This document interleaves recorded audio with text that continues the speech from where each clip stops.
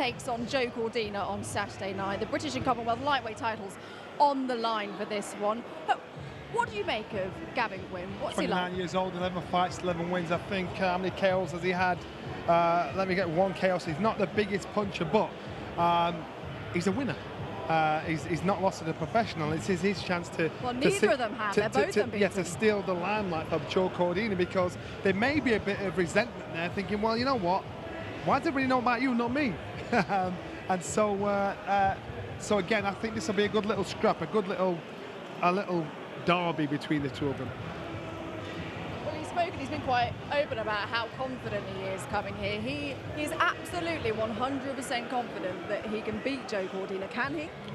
No, I don't think so. I mean, it's great that he's confident. He's an undefeated fighter, so you'd expect him to be confident, and he'll have envisaged how he's going to go about the fight and how he's going to nullify what Cordina does and how he can beat him. But I think ultimately on the night it'll come down to talent and who's the better fighter and who's the more complete fighter. And I think that Joe Cordina is just a few levels above and beats him in every single department. Well, you can't see because we haven't got the pictures, but Johnny Nelson has just scooted off and Paulie Malignaggi has come in. Paulie, good to see you.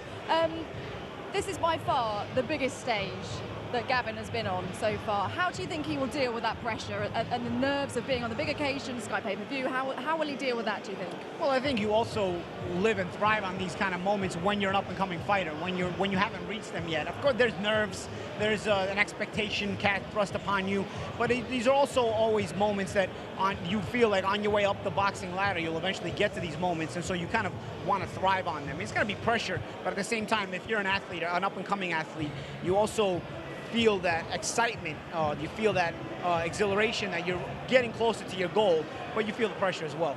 And it's not just about Saturday night, is it? The whole fight week of a pay-per-view fight week, it's different, isn't it? It's bigger, it's better, and that's something that he perhaps won't have experienced before.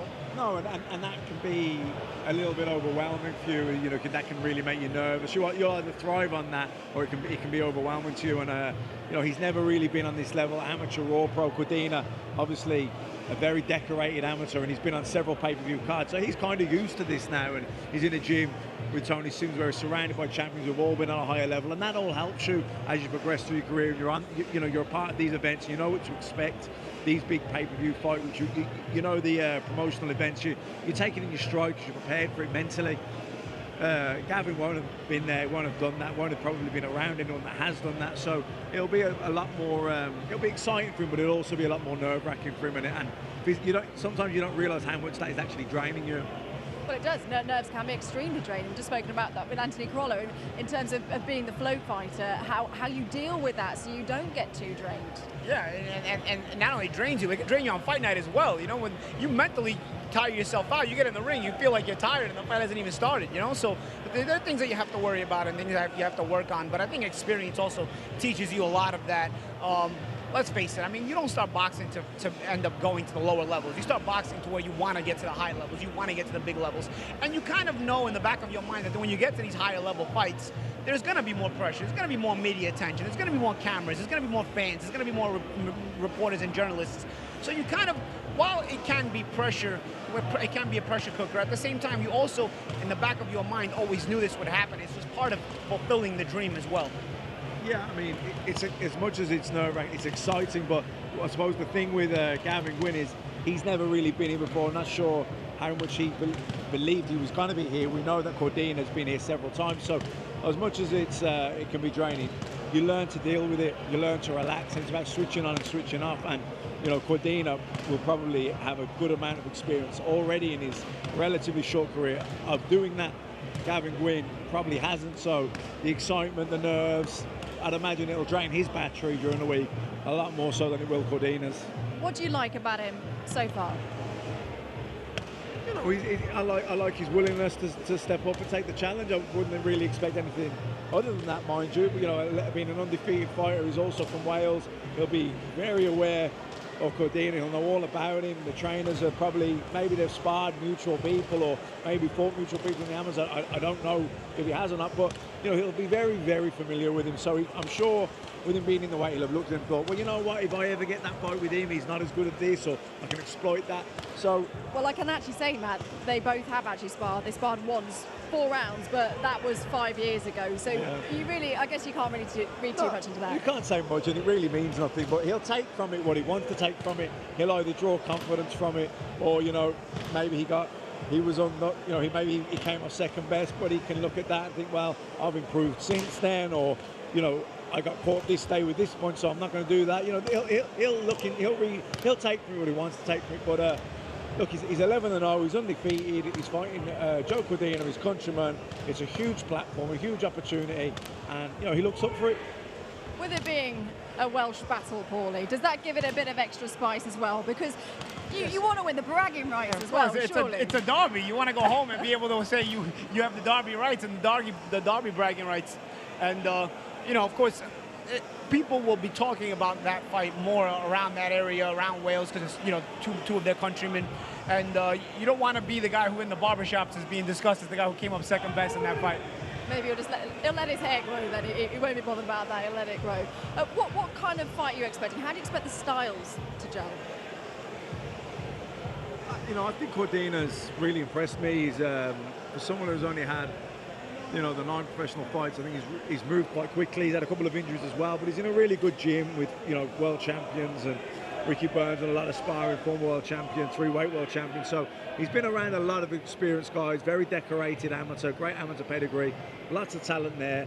I think he's moving along really well, and he's just consistently, you know, performed at a higher level than Gavin Gwyn, and I think that'll be a big difference. I think that'll be very evident. I think early doors, maybe Gavin Gwyn's, you know, eagerness and his hunger and you know, the fact that he's so up for the fight and want to prove himself. But with that, is there a danger that he can burn himself out early on? Absolutely. I think he'll, you know, he'll be in the fight for a few rounds, but I think when that leaves him, that's when Cordina will just be too much for him.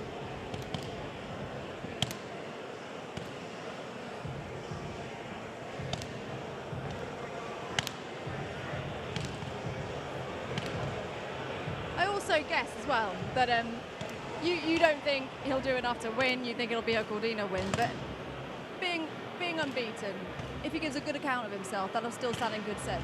Oh yeah, absolutely. I mean, it's a fight that nobody really gives him a chance of winning. But you know, he's fighting Cordina. He's gonna, whatever happens, he's gonna. If he wins, he wins. That doesn't, you know, it's an upset, and his career will be absolutely catapulted. That speaks for itself. But if he loses, you know, and puts up a good show, he'll learn from it. It'll be a great experience. Hopefully he'll be hoping to enhance his reputation, his ranking, etc. So, you know, if he loses in a good fight, then you know it's still a positive in his career. His stock can rise in defeat. Yeah, exactly. I think, you know, one of my first career loss, where I lost to Miguel Cotto in a world title fight, and it was a fight that, you know, was held in high regard by the journalists and media. So after that, I was able to get a world title fight just a year later. You know, it kept me more importantly, where you lost, but your stock rose in defeat. Yeah, and that's what you kind of want to, if you're going to come up second best in a fight, you kind of want to make sure you leave an impression on the fans, on the promoters, on the journalists, so that there's a demand to see you again. And if you're able to do that, then the loss can, listen, a loss is always painful. As a competitor, a loss is always painful, but at least the sting of it can go away. Especially if it's your first loss in your record. Yes, your first loss especially. You'll never hear the first cut is the deepest. Yeah, yes, it is. Not just in love. You got an eye roll from me for that one, Matt. You got an eye roll. Yeah. He seems relaxed, though. He seems to be taking all in his stride. Yeah, look, I think the thing to do here for him with Key is don't put too much pressure on himself. You know, he's undefeated. He's going in. He's the underdog. Just don't focus too much on Joe Cordina. Just focus on what you have to do. Focus on your strengths, on your tactics, and do your best to go out there and execute the game plan and perform to the best of your ability. You just have to be in the moment, really. You know, like the fight is going to happen one way or the other. So if you can get there at your best and at your most relaxed mentally and at your most focused, it'll be better off for you.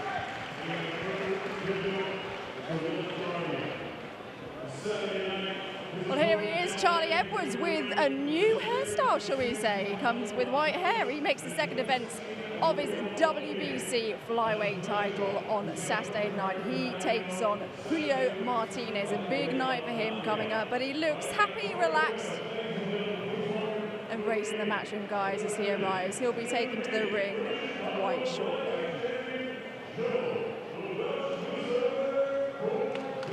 Well, another fighter that everyone is very excited to see on Saturday night, that is, of course, this man here, Hughie Fury, who makes his Matchroom debut on Saturday night. He has a big task in front of him as he faces Alexander Povetkin, the big-hitting Alexander Povetkin. A huge task in front of him, but pops his headphones, looking relaxed, ready to roll here at your call. Well, Hughie Fury is here, and this is his opponent, the formidable Alexander Povetkin. He faces Hughie Fury on Saturday night. I guess the question, Matt, is what has Povetkin got left? Is that fair to say, really? Yeah, I think so. And others really know he, he's old now, but he's had a great career, and he showed it. He proved in the Anthony Joshua fight he's still very dangerous. Very good left hooker, great at closing the distance.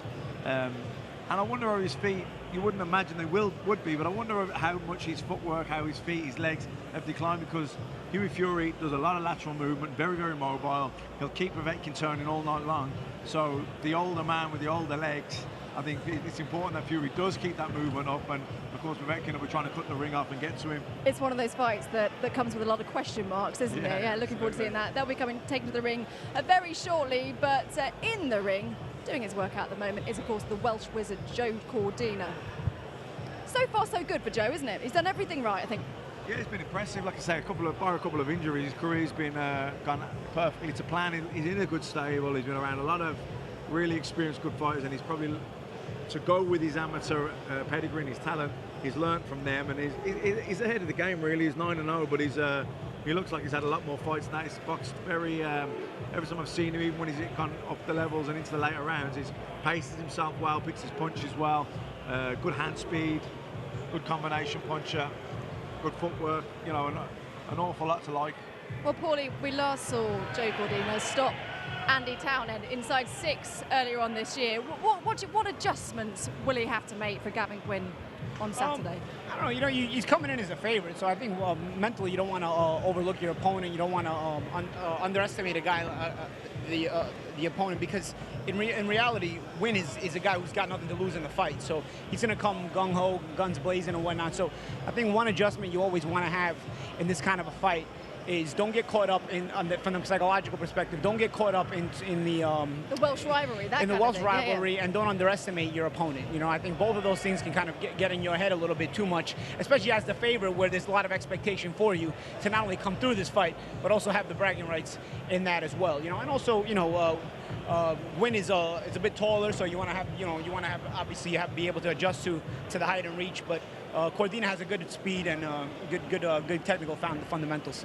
Well, Gavin Gwyn, he will be the bigger man on Saturday, physically, that is. How will Joe deal with that, do you think? I don't think Joe Cordina is, a huge lightweight, but I think he's comfortable at it. But I think it's his ability and his speed. I don't think it's fighting wins fights, not size. And he's the better fighter. He's the better skilled. He's got the better speed and the better boxing IQ. And as long as he approaches the fight properly, the right mental preparation, doesn't look past it or switches up, then I think he's a comfortable Do you think he will? winner. I don't think so. He doesn't seem that kind of character. He seems very grounded, and he's always, anytime I've seen him speak or do an interview, he always seems quite humble and focused. So I don't expect him to, but you never know. It's someone that he'll have been familiar. He's from Wales as well. Maybe he sees this guy as a few levels below him, and if he comes down a few levels and Gwyn raises his game a few levels, then what should have been an easy win can become a little bit more difficult. But I don't really anticipate that happening. I think that he's very professional. I think he'll be very focused. What do you like about Joe? I like his variety, his shot selection. I like the way he sets everything up behind the jab. He's got good hand speed. I don't think he's a heavy, concussive one-punch knockout merchant, but I think he's spiteful, he's accurate. Skillful. Yeah, very skillful. But I mean, when I'm talking punch power, I don't think he's a heavy, concussive hitter, but he's spiteful and he's accurate, and he picks his punches well. Yeah, he seems to have a good variation to his style. Especially watching him work out here. Sharp punches, comes underneath, over the top. Good balance, very good balance, and obviously that helps you both on defense and offense. And good creativity from him. The lightweight division at world level is jam-packed, isn't it? It's a hugely talented division. Obviously, Joe's a bit of a way off that, but what do you think his plan will be?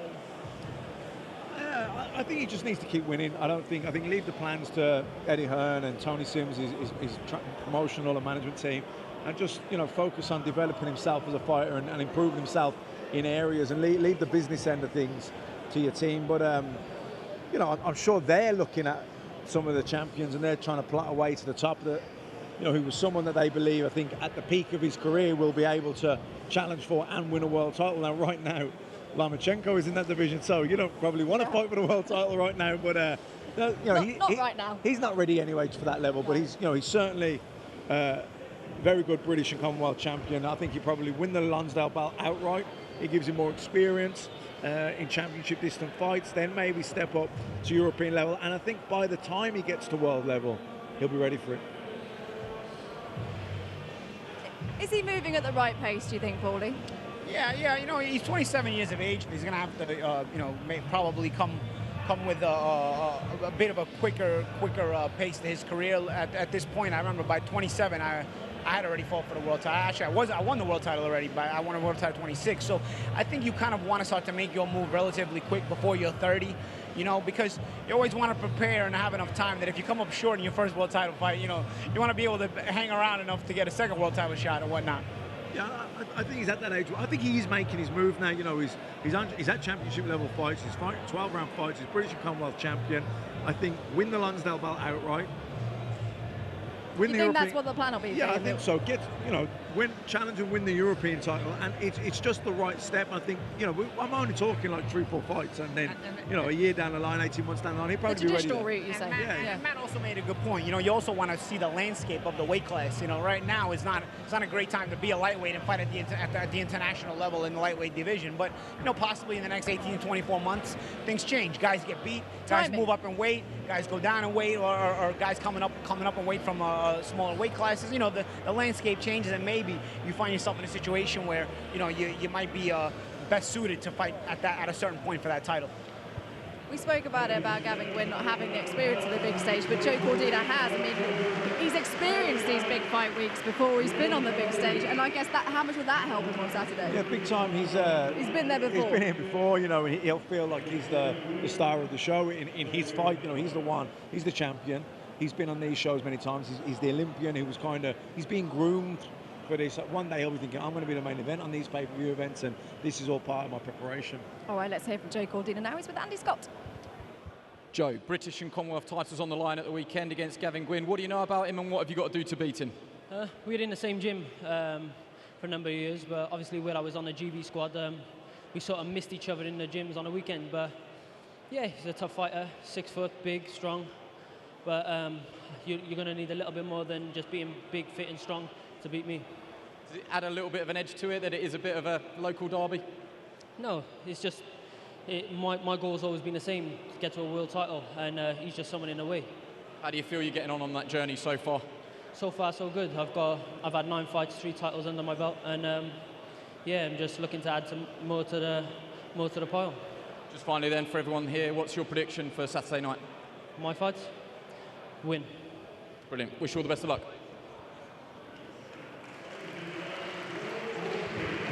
Well, Matt, if ever there was a cool customer, that's Joe Cordina.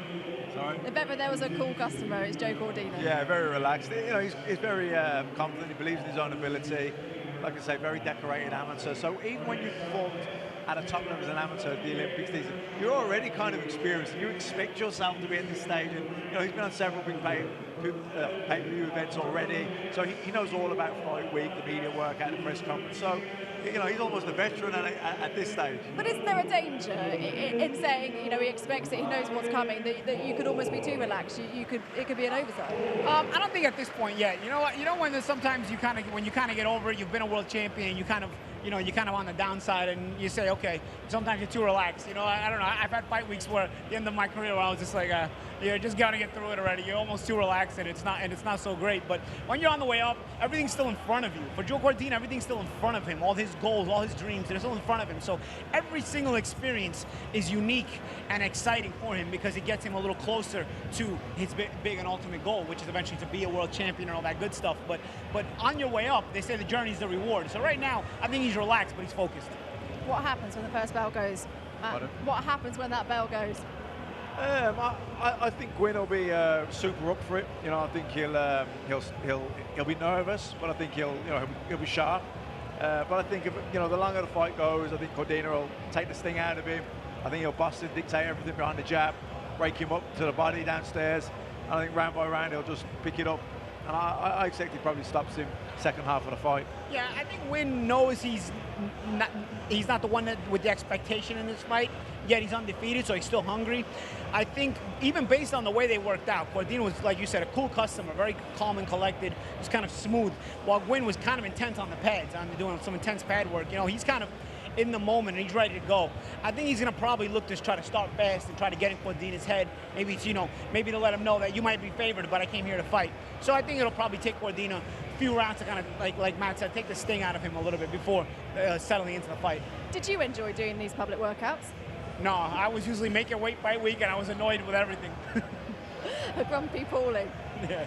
What about you, Matt? Did you enjoy the same. I wasn't a nice person to be around week of the fight. Definitely not. Did you see them more as just kind of a get it done, a box tick, something you've got to do in fight week? We need to get you some inner ear sorted. Did you see it more as a box to tick, something you have to do? Yeah, I mean, you know, fight week, it's so close now, all the hard training's done, but you know the pressure's there, you got to make weight, you got to be really strict on your diet fight week because you're not burning up as much energy, so you're really strict on your diet. Things are getting closer, you're ticking things off, right? That's the last session, that's the press conference, you know, you're all building up to that weigh-in, and once the weigh-in's done, you don't even think about the fight until I'm in the changing rooms. That's what it was like for me anyway. I'd switch. Yeah. Literally, once the weigh-in was done, I would not think about the fight until I was in those changing rooms. But I was the same way. But you know, when you realize this is all important when you're not in fight week, when you're not in camp.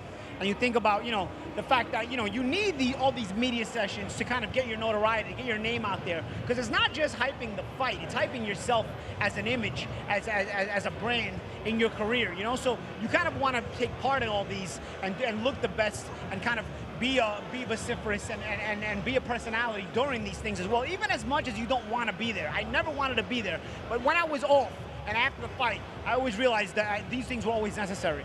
Okay, well that is Joe Cordina and Gavin Gwyn. In the ring right now is Ryan Ford, who faces Joshua Buatsi on Saturday night. 10 rounds for the WBA International Light Heavyweight title. And here he is, Joshua Buatsi, arriving here at York Hall just a few minutes ago.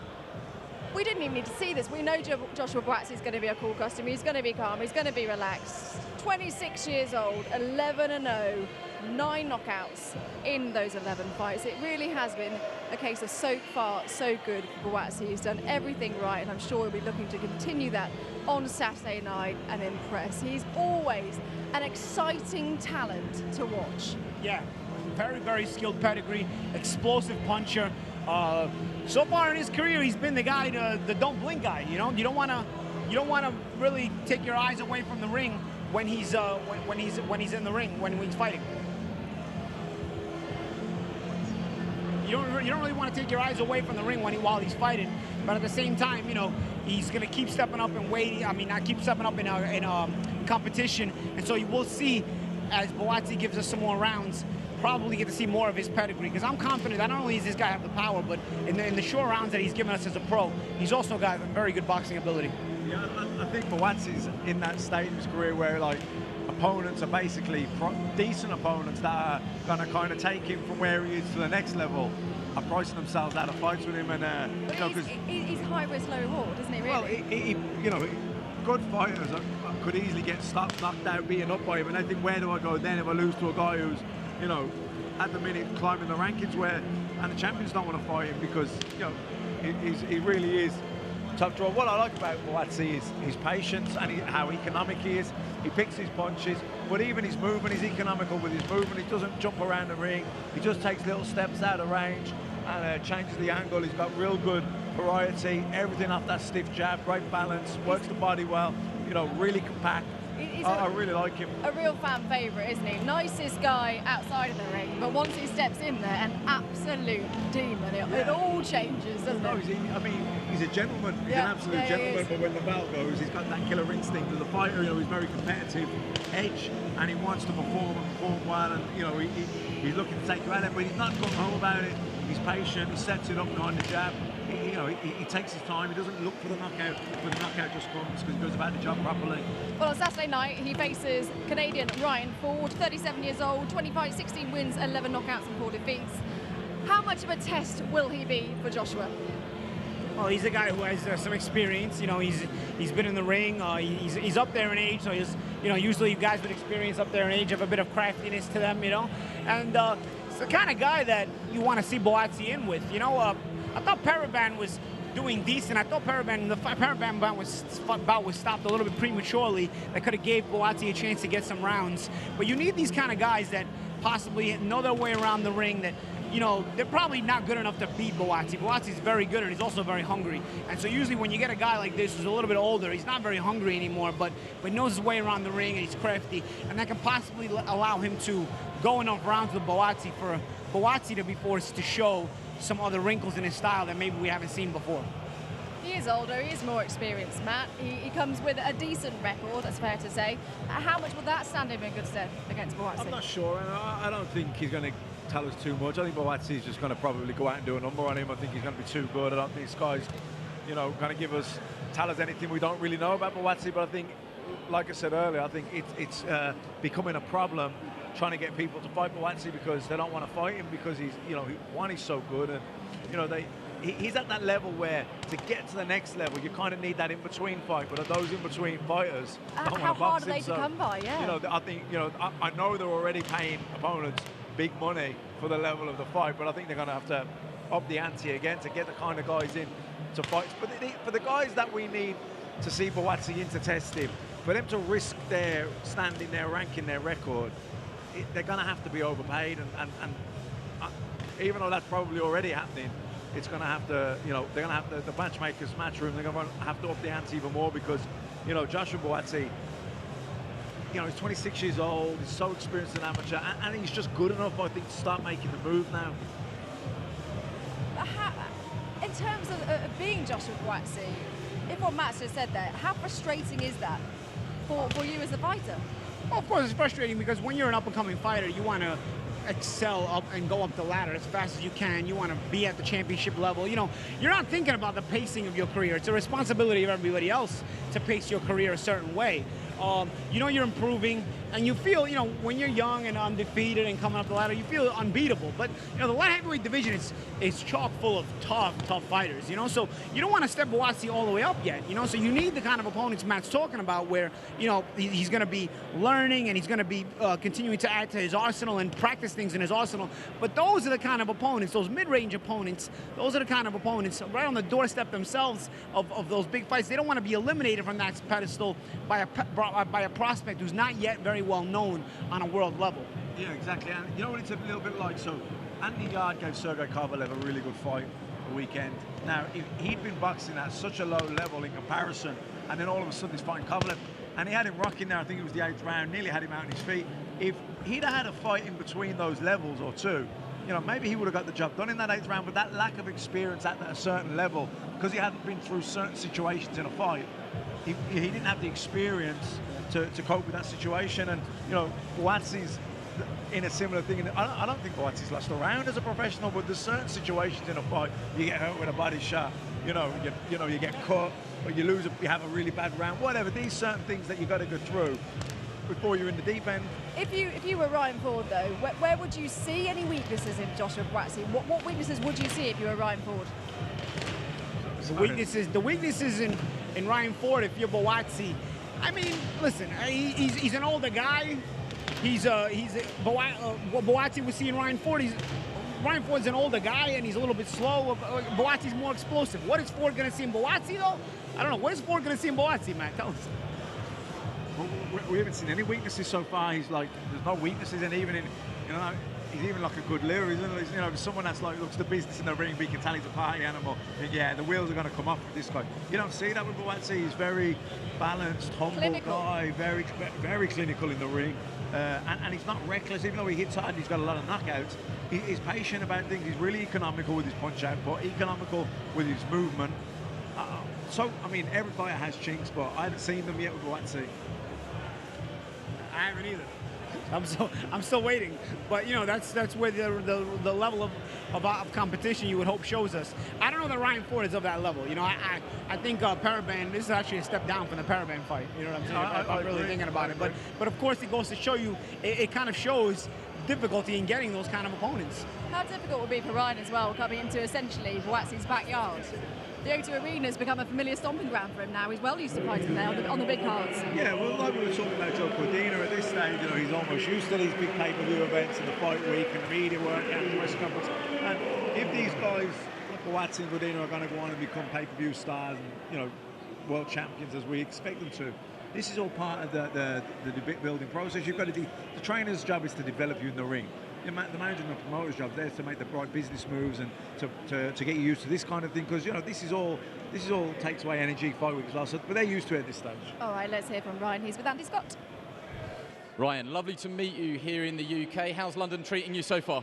Oh, it's treating me real good, man. I like the London fans. They like boxing, and that's why I'm here. We just want to have a quick chat to you about your fight at the weekend. You're taking on Joshua Buatsi. Matchroom, Eddie Hearn, they have very high hopes for him. They call him one of the brightest prospects in all of world boxing. Do you think they've made a mistake bringing you over? 100% they made a mistake, you know.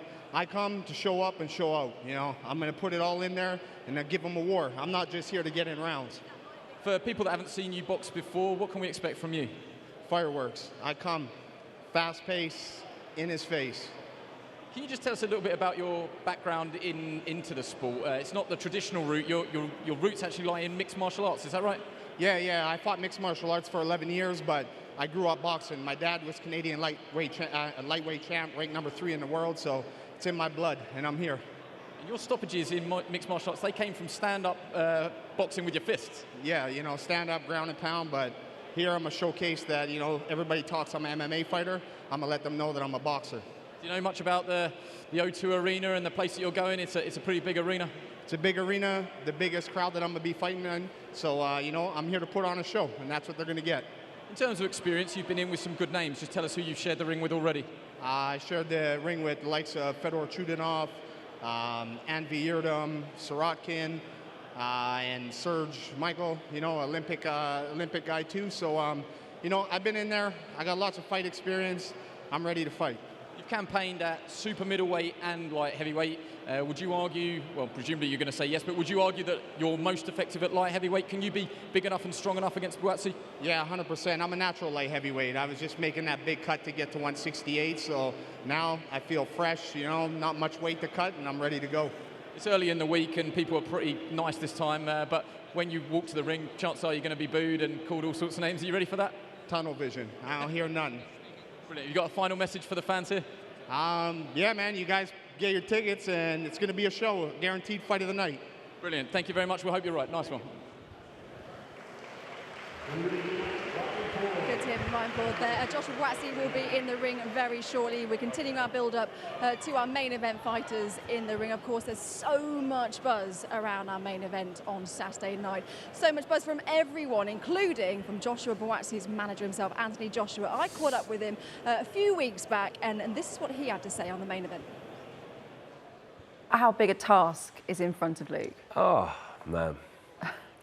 I wouldn't say it's so much a physical task, because Luke's very dangly, he's southpaw, he's an Olympic gold medalist, so physically he knows what he's doing. I think it's a mental thing, because he's very good at that jab, very good at that right hook to the body, and I think after rounds that takes a lot of wind and gas out of a fighter. Look, Lomachenko is the creme de la creme, and Luke knows that, do you know what I mean? I know that. I'm not going to sit here and lie to you and say he's not. What advice would you give your old teammate? Go in there and start saying affirmations to yourself. I am the greatest. I'm the champion. I can beat Lomachenko. Just come up with 3 words that you tell yourself every minute of every day. So you start believing it. So you have to really believe it, and this is what I'm going to take as well. I'm talking about my own self-experience. You have to believe who you are and what you're able to achieve. And then on the other aspect, I'll say Lomachenko wants to put you in a position where you're going to act and do things that aren't comfortable to you. So little feints where you're jumping, you know what I mean? He's going to feint, he's going to move an angle. Don't fall into the trap. Just keep a good guard, keep your mind sharp, and then as the rounds go on, stick to your game plan. Just start realizing, touch him to the body, feint to the body, jab to the head. And if you can start setting up certain shots, as they start to land, build on that as the rounds go on, because it's a 12-round fight. It's a marathon, not a sprint.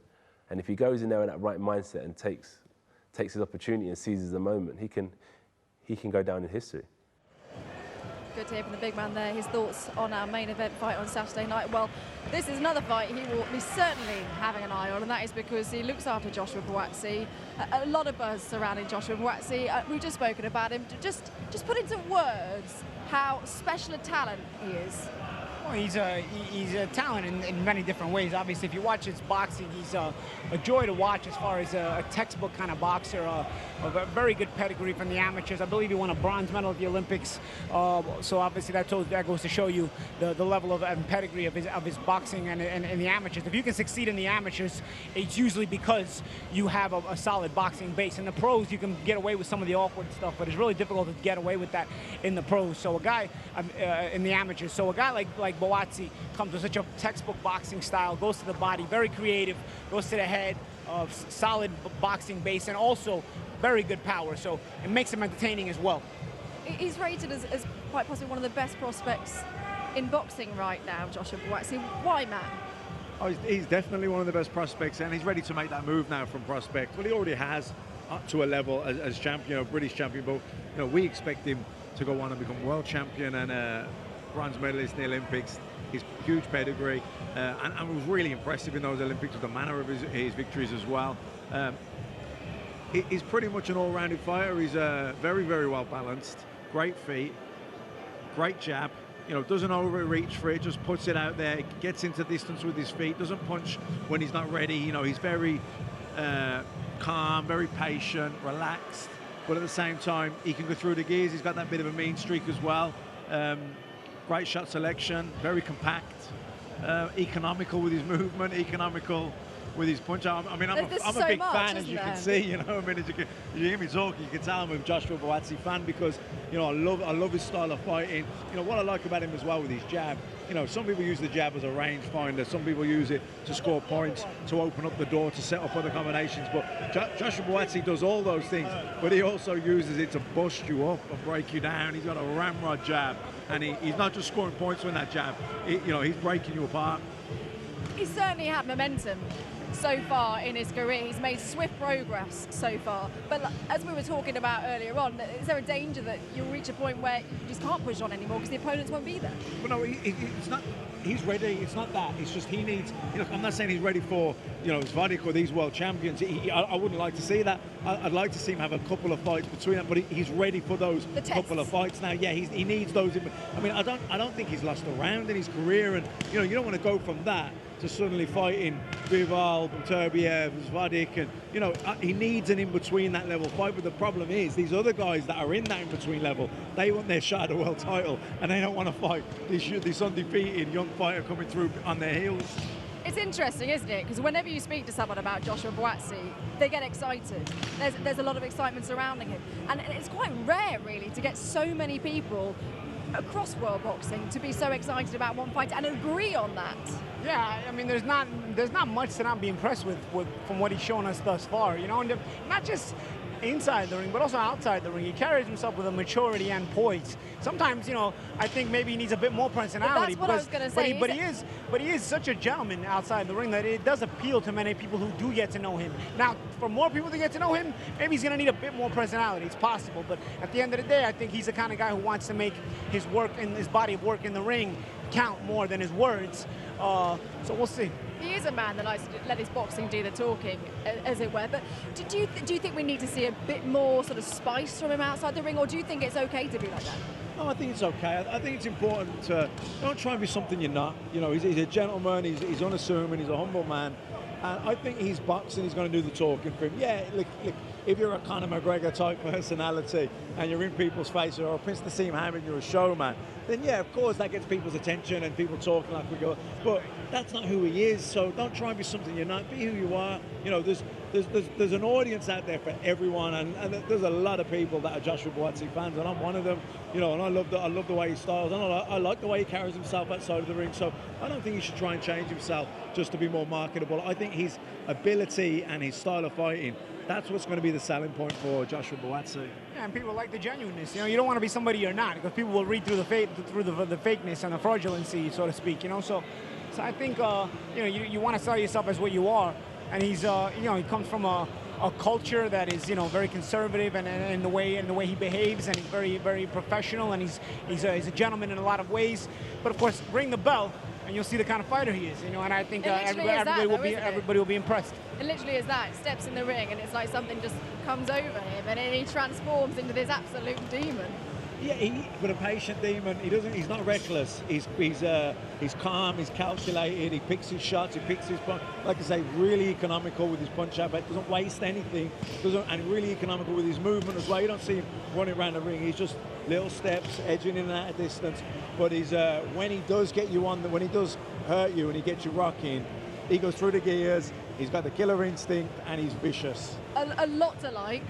Which you just talked about, but what are the things, anything he should be working on? What do you want to see improve on? I think he's probably working on everything. I think he's a perfectionist. I think he works on all aspects of his game. I think he's very conscious of not getting ahead of himself, not believing his own hype. I think he's someone that works really hard. Like I say, there's not really anything to pick holes in. Even his mental approach his attitude seems brilliant. I just think it's just a work in progress. It's just the fights now, I believe, that are going to take him.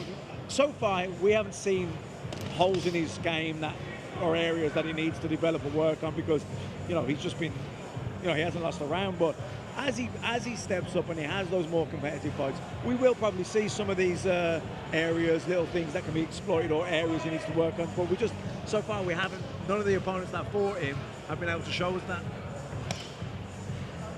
I know we're not seeing the full product, as it were, here, but so slick on the pads, so slick. Yeah, effortless as well, isn't it? Yeah, you can see he doesn't load up, he doesn't, you know, force anything. He's just nice and well balanced, very relaxed, very well schooled. Doesn't like telegraph anything, just pops it out there. And he's also a man of routine as well. We see the beard on Buatsi, which we see throughout fight week, but then after the weigh-in's done, that all comes off, doesn't it, on Saturday? Maybe that's like a metaphor of becoming a... Do you think does that become a superstition, do you think? It probably is at this stage, you know, if it's always done it and he doesn't want to change anything. So, but I think, you know, maybe it's, you know, because we know he's a real nice fella and very spiritual, and that he's, maybe when the beard comes off and the hair gets done, that's like, right, beast mode. Did you have any superstitions, Paul? It's Clark Kent and Superman, right? Did you have any? No, I was always kind of wild, but but you see some guys like this, you know. I don't think Buatsi's the first. I remember, you know, Shane Mosley was always very happy-go-lucky, smiling, and then he'd get in the ring and he'd be a real killer in there, you know. So it's it depends on personality, really. All right, let's hear from Joshua now. He is with Andy Scott.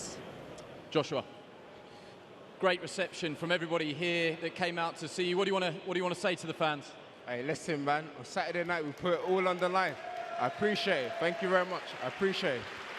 We had your opponent Ryan Ford up here just before you got into the ring. He said, I'm expecting this to be fireworks. I'm going to bring the heat and the thunder, and this is going to be fight of the night.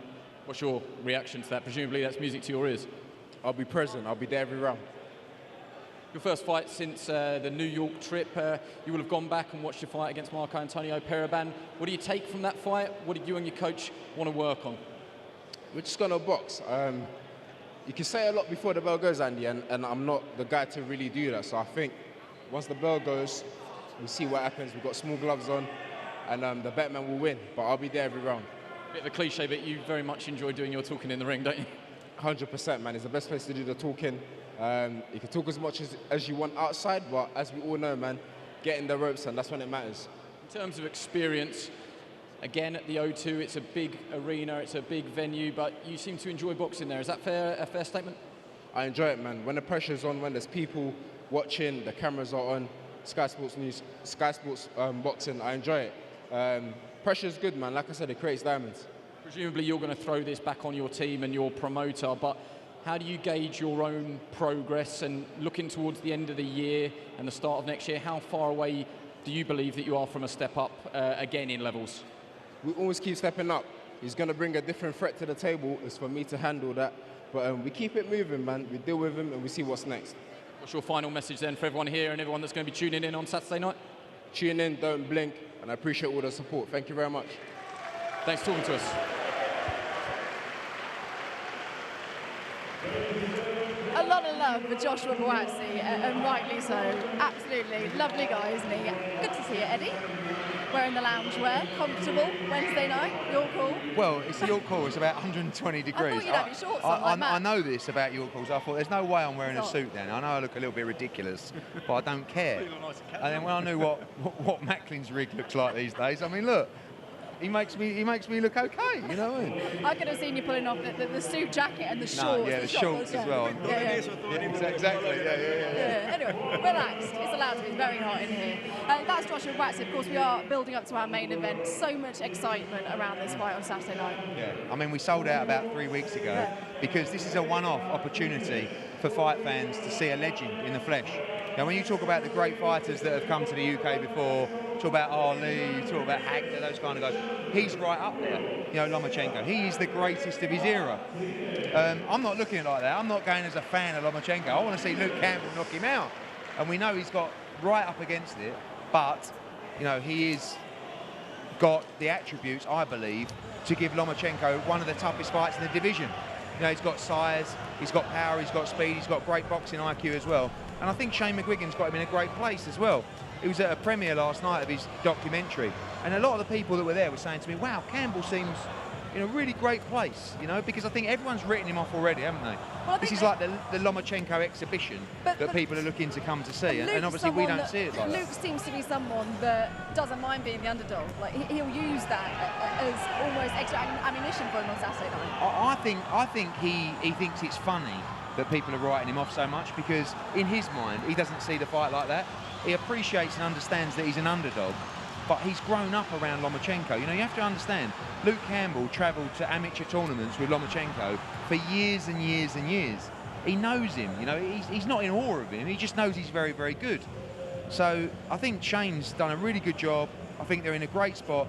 One thing is for sure, there's never been a better time for Luke to fight Lomachenko. He's in the shape of his career, he's mentally in the best place of his career. You know, I watched your documentary or your chat with him the other night, and you realise that at the key moments of his career, something always went wrong. You know, with the Mendy fight, he had the flu and he weren't up for it. For the Linares fight, he lost his father like 10 days before. Like both occasions, if everything goes his way and he wins those two fights, his career's in a completely different path. This time around, nothing behind the scenes. He's in a great place. Unfortunately for him, he's fighting Vasiliy Lomachenko. But he's there to win this fight, and I do believe he has the skills and the attributes to, like I said, give him the toughest moment and fight of Lomachenko's career. He needs a Ben Stokes-like miracle performance. That's what he needs. But he can do it. He has the ability. He's spoken about that this is his time. He truly believes that it is his time on Saturday night. Yeah, I mean, look, you hear that from a lot of fighters, don't you? You know, I feel like this is my time, and you know, and actually, Anna, what I watched in that chat with you was Luke Campbell was talking about behind the scenes.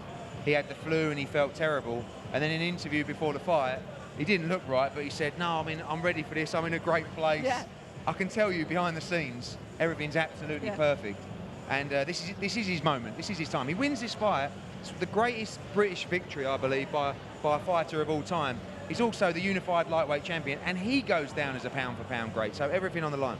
I have to cut you off now because why? We have to go on the live stream because we have plenty more coming up on our main event channel as well. Sky Sports Action, Sky Sports Arena, and on main event. That coverage gets underway 6:30 p.m. and plenty more fighters to take to the ring, including our main event fighters, Luke Campbell and the superstar that is Vasiliy Lomachenko. He's joining us 6:30.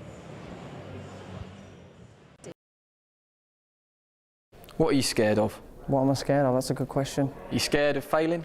Do you know, that's why I succeed at what I do, because I'm not scared of failure.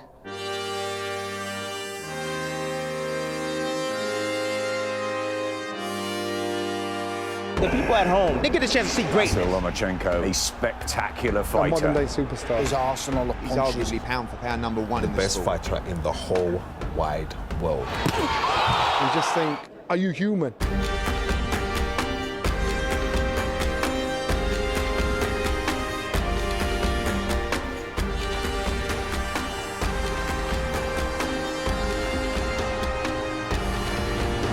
Just gives me now the opportunity to show people how good I really am against the #1 pound for pound.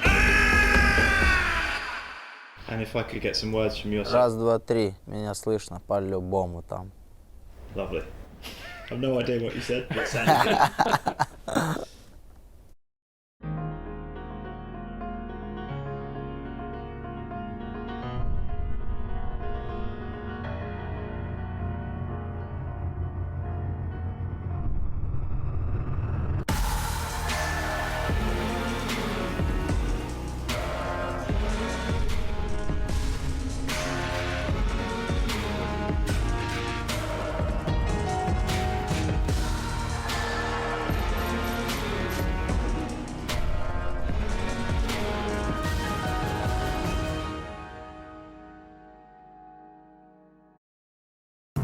I love a challenge. I'm a competitor. I want to compete at the highest level. Luke Campbell, the greatest ever amateur this country's produced. Now he takes on the biggest test in boxing. Trust what you believe. Walk across the ice into history. Everything that's happened so far has turned me into the man I am today.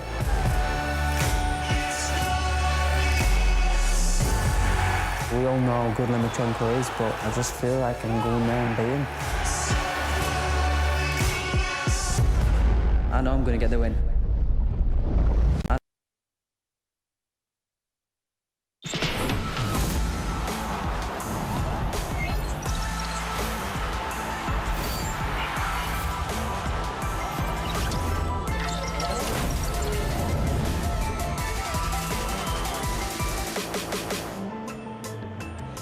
6 years ago, Vasiliy Lomachenko fought here at the famous and historic York Hall in Bethnal Green. Back then, he was the best fighter in the amateur ranks, now inspiring the next generation, which is fantastic to see. Many say he is the premier fighter in professional boxing. Tonight, though, all the fighters on the bill have congregated for the open workouts, and the fans are out in force.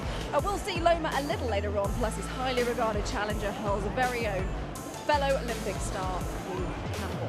As you can see, we are live in the ring now. Our public workout in full swing. Charlie Edwards' opponent, Julio Martinez, working out right now. We'll talk about that very shortly. Hello, a very warm welcome to York Hall in here in Bethnal Green. It is, I say, a very warm welcome because it is extremely hot in here this evening. I don't know how the guys behind me are doing in the ring.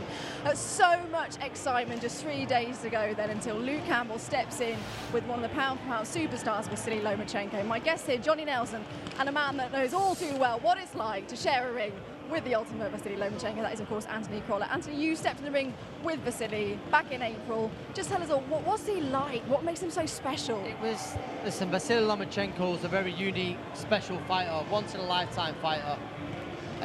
You go over there, and now, like, people would say, you know, was you deluded on it? Like, you go over there with the belief that you're going to go over and cause one of the biggest upsets in boxing history, certainly British boxing history. But when you watch so many videos and you know how good he is, you hear how good he is, but then is he when I got in there, better than you thought? He was even better than he expected. Yeah, he a very, very complete fighter, and we all know just how good his footwork is. But it's constantly making you feel under pressure with that. Thinking makes you tired, and you're forever thinking with him. You're feeling under pressure with him, and we spoke about the footwork. The power was more than he expected as well. Just a great fighter. It is a massive opportunity for Luke Campbell on Saturday in a sold-out O2 Arena as well. Just put into context, Johnny, how big a task is in front of him. I was with Luke Campbell last night. He had a little showing of this mini documentary he's got out, and they showed it in a little cinema down here in London. He is so calm so very matter of fact.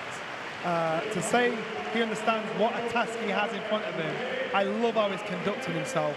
He said, I'm used to this. Emotionally, I can handle this. Remember, I stepped in and my father had passed to fight the world title. My father had passed away 2 weeks before. I can emotionally cut myself off. This kid, regardless of what happens Saturday night, there's something in him that makes him very unique to be not be able to be phased at all by anything Lomachenko's got. He's a massive class. Yeah. He's a massive task. He knows what he's capable of doing. He's got height. He's got reach. He's got the medals. But he's just probably not matured as fast, as efficiently as Lomachenko has as a professional. Luke is going to go out and give it his best. As you just touched on there, he's spoken freely about this. He spoke to you last night. He spoke to me in the off-limits programme, which is still available on demand. He spoke about, he's been to some dark places, but he's got through some pretty big fights himself already, and he's got through them without people even knowing when his father had passed away. So the fact that he's got through so much already in his life, just because how much is it a case of the physical and the mental battle on Saturday? Like Johnny said, what he had to put with leading up to the Linares fight, who's an elite fighter himself, is amazing. He's amazing, and I think the Kulan nickname, you couldn't pick a better one for him. So down to the ground. He was, without a doubt. You should have seen him last night. Everyone was asking him questions. Fight week, you know you don't want to do anything fight week. You want to wait, and you don't even want to do this. Looked like he was enjoying it. And that will prepare him the best it possibly can. There's nothing that can compare you fully for getting in the ring with Vasiliy Lomachenko, an all-time great, one of the greatest amateurs that's ever lived. And some people say the greatest man that's ever lived. Every box. He's taking himself away from home. He's sparred with the best, prepped with the best. Now he's come back home. He's thinking, if it's not going to work, it's never going to work. So we're going to see a top performance. We will talk about that in plenty more detail. So much to discuss. But as you can see there in the ring is Charlie Edwards, who just got, I don't know if you heard it then, a fantastic reception here. A lot of love for Charlie Edwards. He makes a second defence of his WBC Flyweight title against mandatory challenger Julio Martinez on Saturday night, sporting a new hairstyle as well on Charlie. He looks good. He is. He looks a little bit Slim Shady-like. Charlie's made Sheffield his home, and sometimes I've seen him around in a local shopping centre, and he's really turned into a Yorkshireman. It is a bit funny, but as champion... As long as he doesn't get his dress sent on you, we're all good, Johnny. But as champion, he still still looks on the bright side, still green, so naive, so hungry, so appreciative of his position. Most fighters, when they become world champion, after the first or second defence, they become complacent. That hunger, that drive to get to the top of the hill is gone. This guy, he's still hungry. He still talks like a naive, young, six-fight novice. And he's a world champion. So if he keeps his head down and keeps doing what he's doing, he'll be world champion for as long as he wants. This is a mandatory defence, so he didn't pick this opponent. It's been quite the year for Charlie, isn't it? He won his title against Christopher Rosales. That was last December, and then he defended against Angel Moreno, the copper box, in March. It's one of those feel-good stories, isn't it? It is. Obviously, it's well documented how he does so much, inspired by his mum. Yeah. It's he lives the life, and I love seeing fighters like this reap the rewards. I remember Johnny mentioned then about being so hungry. I remember a few years back he come down to the gym in Bolton. I think he was sparring Paul Butler, and he was on his own. And I know people will say, "Oh, but it's your job." He never missed any floor work, any warming up, stretching out. He does things proper, and he's, like Johnny said then, he's kept that same hunger, and he's chasing great things. And there's not many fighters out there who can deserve it as more. What does he do well, Johnny? What do you like about Charlie? Like his pace, like his workmanship, his professionalism, and he's one of the guys you just like in the game because he's an honest pro, and he'll give it his all. If his all's not good enough, he'll admit it to you. You know what? I tried my best. And he wears his heart on his sleeve, and so you want nothing but good for him. You can tell. Look at the condition of him. He looks in excellent condition. And relaxed and enjoying it, playing up to the cameras, taking it all in. He's going into the role of a world champion perfectly. And you know what you mentioned then? He had a failed world title attempt, and rather than he grew from that, and it's made him a much better fighter. He speaks about it, and it makes the story better. He's spoken about how that was almost a blessing in disguise for him. That's how he looks at it, because he learned so much from that he went They're on. saying not just a loss, it's a lesson. and he learned from that. You know, it just wasn't his time yet. Now he's come back, and he looks like a world champion. He carries himself like a world champion. And no, I'm excited to see Charlie in action. And for me, it's been one of the British boxers of the year, without a doubt. Absolutely. Sporting a new tattoo, got the MMM look going on. So he's obviously dropped well into the role as a professional and as a world champion as well. I mentioned it earlier.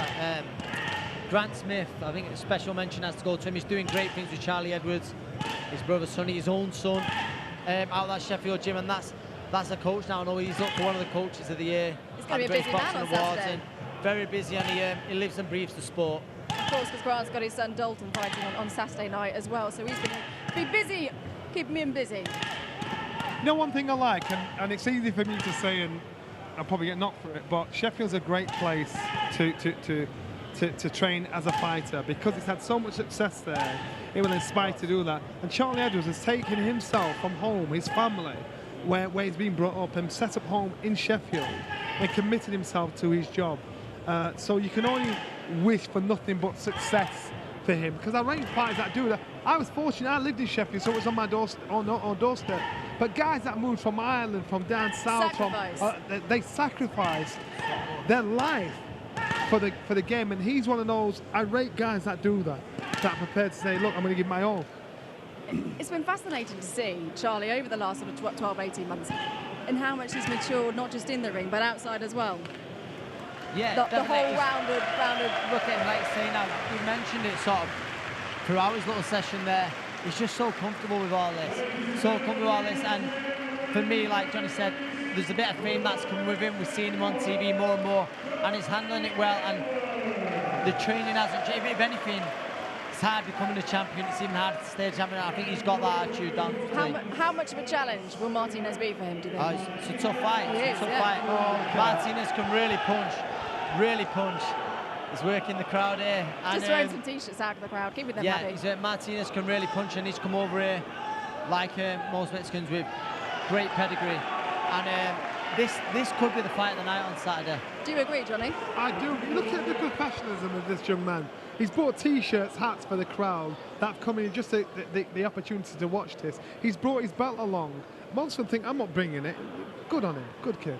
Right, let's hear from Charlie now with Andy Scott. We're just posing for a picture. We'll let him do that now. There he is, and why not? Big smiles. It is great to see them loving Fight Week, isn't it? Right, let's hear what he's got to say to Andy. Charlie, you proudly got that green and gold belt on your shoulder. We know how hard you worked to win it. How determined are you to keep hold of it on Saturday night? I'm super focused. I'm ready, and I'm really looking forward to this challenge. First of all, I want to say a massive thank you for everyone who's shown out today. Really respect that. Always gives me the best support, and I really thrive off the positivity. The guys were mentioning there in the last 12 to 18 months how much you've matured inside the ring and outside the ring. Do you believe fully that the momentum is with you going into this fight against your mandatory challenger? This is my time, this is my era, and I'm really looking forward to Saturday night. What do you know about Julio Martinez? I mean, the big benchmark and the obvious fight to pick is the fact that he stopped Andrew Selby. Have you seen that fight? What can you prepare for? He's a great fighter and a great challenger. He's earned his shot. He had a great performance out last time. But I'm not Andrew Selby, I'm Charlie Edwards. And I'm here to keep this title and push on. You just feel that this is your time at the moment and you can't be beaten? This is my time, and no one is taking this title away from me. I am going to beat Martinez on Saturday night, live at the O2 for everyone on Sky. Wish you all the best of luck. Great to hear from Charlie Edwards there ahead of his fight against Julio Martinez. Looking relaxed, happy, soaking up, enjoying the occasion, as is this man coming out of his car. So many people here to see quite possibly one of boxing's finest, pound for pound, a superstar. Vasiliy Lomachenko is here at York Hall, ready to take to the ring ahead of his workout. He comes with a phenomenal record. 14 fights and already a 3-weight world champion. Johnny, there just seems to be, you know when we talk about having an aura around someone, Vasiliy Lomachenko, he has that aura of greatness around him. Yeah, because some people believe they are born for greatness, and he believes that, and he showed that with to say he boxed for a world title in his second professional fight. That takes some guts, self-belief, and it might border on arrogance. he believes he's the best. And not many champions believe they are best in the world. He's one of the few fighters that has got the tag world champion that actually believes he's world champion. The best in the world at his weight. And it's an odd thing to say, but that's the truth. We talk about we spoke about Joshua Buatsi just letting his boxing do the talking, and again, Vasiliy Lomachenko is a man that just wants to let it all happen in the ring. That's where he wants the magic to happen. He said, you know, the English, he hasn't got the English language. He can't speak very good English, so his personality can't translate necessarily that way. So he's going to let it all happen in the ring. In the ring is the old saying, he's got to let his fist do the talking. Listen, I've been obviously in this company outside the ring, and he seems a great guy, and everyone around him says that, and it's a shame with the, you know, the English language, right? He can't get more, you know, mainstream because of that. But it's certainly not because lack of talent-wise, not a superstar. But I believe he's making that crossover, or you could argue he's made that crossover. I mean, there's going to be great support for Luke Campbell on Saturday night. But let's not forget that O2 sold out. That's what very few fighters outsell that, you know, sell that out. Lomachenko's been a big reason for that on Saturday night. So many people excited to see that fight happening on Saturday night. Let's just turn our attention to the workout going on in the ring. We can just about see the legs behind. There we are. Alexander Povetkin, he faces Hughie Fury, 12 rounds at heavyweight. This is a really intriguing fight, this one, isn't it? Yeah, so Povetkin is you look at him, you know, when he was boxing Anthony Joshua, was in Wembley last September, I looked at him, I thought, this guy could make cruiserweight. But then when you see him in the ring, he looks like a solid heavyweight. Now he's getting in with Hughie Fury, who I believe is a cruiserweight. That is boxing heavyweights. Now, and certain cruiserweights go on with heavyweights and they can make it awkward for them, they can outspeed them. Certain cruiserweights can comfortably fight heavyweights and beat them. So this is going to be a frustrating night for Povetkin, because Fury will be awkward to pin down, he will be fast, he'll be unorthodox. But when it comes to the clinches, getting up tight, up close, I want to see how he fares against the heavyweight, how comfortable he is. And I know he's boxed at heavyweight before. What I'm saying is, to be a successful commanding heavyweight, you've got to control the heavyweights out there. And I'm just intrigued about how this should turn out. He's 39 years old, 36 fights, 34 wins, 24 knockouts and 2 defeats. He's been around a while. Is it fair to say it could be a case of what has Alexander Povetkin got left on Saturday? Possibly. He's been around a long, long time. I might be wrong here, but I'm sure it was at Beijing Olympic Gold. That was 2008. It's 11 years ago. I don't think that would have been after a lot of amateur fights. And I do believe, and let's not forget the Joshua fight, the David Price fight, he was hurt in that. It's, there's no doubt. These two are heavyweights that he dealt with. He's getting in there with a cruiserweight that is fighting heavyweight. Has he got that concussive power to stop Povetkin in his tracks? And that's the difference. Right, so with Hughie Fury, I think we're going to see a more aggressive Hughie Fury Saturday night. You know, you see the interviews with Peter, and I think he says that, you know, I believe if Hughie goes out there Saturday night, he's got to establish the jab. He's got to get Povetkin's respect. He establishes that jab earlier. I think it would be an upset. I think he does cause the upset. You see, if looking at Povetkin now, you see it, I mentioned before, Olympian, very well schooled. He's a perfect kind of heavyweight, a cruiserweight and winner box. He's not tall, he's not got extra long reach, so he's beatable. He's not like Anthony Joshua or Tyson Fury, where they've got long arms, they've got height, they've got weight on and everything. He's beatable, but he's also an accomplished fighter as well. Oozes pedigree. Oozes pedigree. Yeah, without a doubt, oozes pedigree, and so therefore, will he know how to cut the right ring off?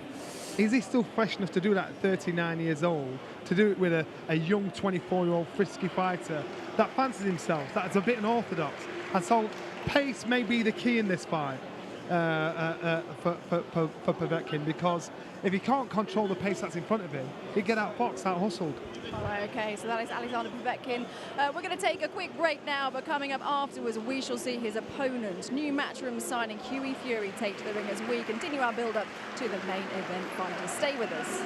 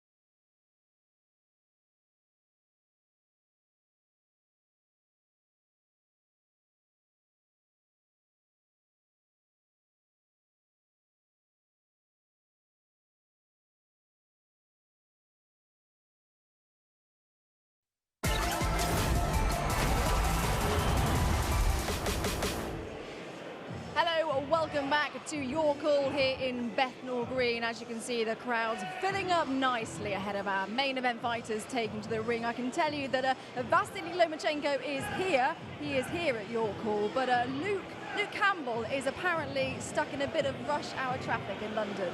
So he's been told he has to speed things up a little bit and get his hands wrapped and get his gloves on so he's ready to roll. You can't even make that up, can you? I don't know, London traffic, that's not that unpredictable. I know, but is that going to add to the stress? You want to be relaxed when you arrive here, a bit more stressful? Yeah, of course, and you know, he's not a heavyweight, he has to make weight, and he's you know, getting stuck in traffic and you got to get to your immediate workout. Yeah, I'd be pretty flustered. You got to go to immediate workout you probably don't even want to be at, so you're sitting in traffic instead. But you know what, there are so many things you can control, but London traffic is something you can't.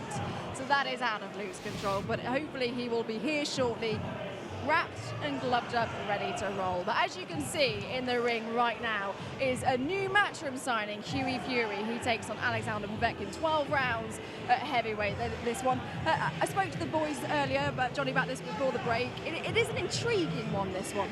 Yeah, this is probably the fight by the main event that I'm most looking forward to. I think it is intriguing. I think there's a lot of unknowns. You know, Povetkin obviously in the tail end of his career now.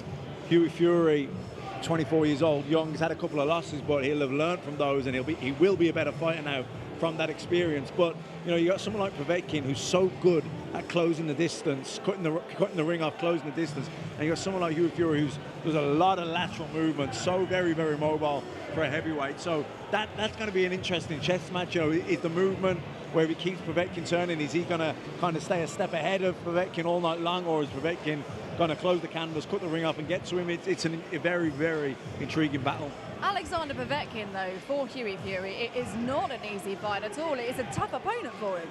Povetkin, regardless of his age, is always the kind of guy who brings his mental game with him. You know, sometimes you get up there in age and you get guys who kind of give you the half-hearted effort, you know, at a certain age. I was at Hughie Fury's last fight in Saudi Arabia, and Samuel Peter kind of gave it that half-hearted effort at an elevated age against Fury.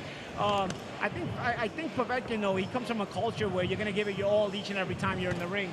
And I think that's what you're going to see out of Povetkin. Even though he's up there in age, he's going to bring full pressure, full throttle as much as he can at his age.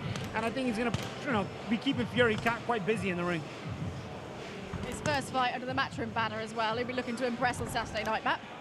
Yeah, he'll be very eager to impress. It's a huge platform for him. And he'll want to showcase what he's got, and he'll want to, you know, it's a must-win fight. He definitely does not want to be losing at this stage of his career to Povetkin, who's, you know, 39 years old, and most people would see past his best. But he's still dangerous, Povetkin. He can punch. He's got a really dangerous left hook. Even the overhand right, he slips outside the jab and loops it over. Like I said, a master at closing the distance and cutting the ring off.